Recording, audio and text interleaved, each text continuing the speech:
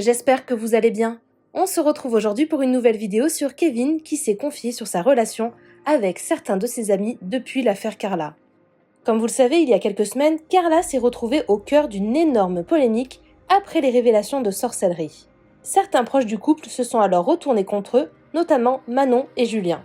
Alors Kevin est-il en froid aujourd'hui avec certains Marseillais? C'est en tout cas ce qu'affirment plusieurs rumeurs. Tout à l'heure, il a décidé de prendre la parole et il balance. Je vous laisse tout de suite avec la vidéo et n'hésitez pas à réagir en commentaire. On va aller prendre une bonne douche. C'était vient de se réveiller. Attendez qu'elle se réveille, on va nous faire des grasses mat là. 11h30. 11h30, elle a tapé fort là. On reçoit vraiment énormément de messages. Oui, tu reparles à lui, tu reparles à elle, tu reparles à elle, tu reparles à lui, à lui. Alors clairement, je pense que déjà c'est pas le moment de parler de ça.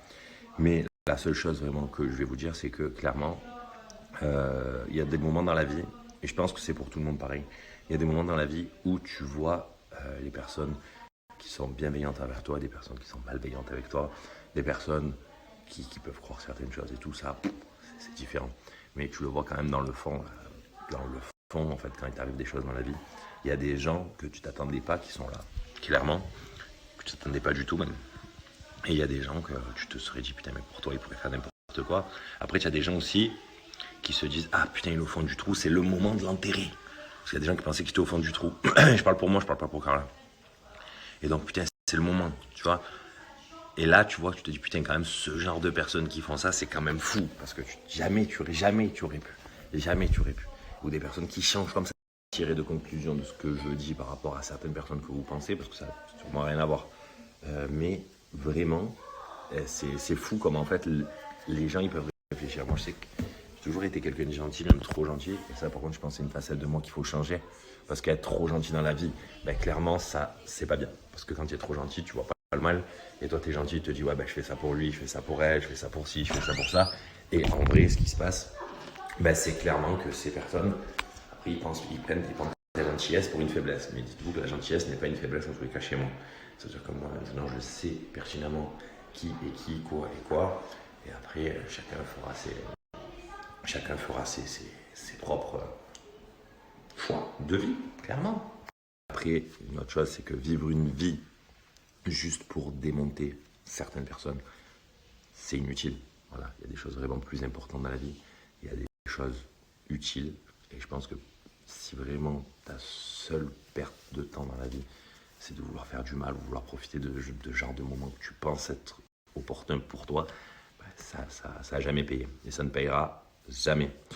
Voilà. Après, je pense qu'il faut vraiment se remettre dans des...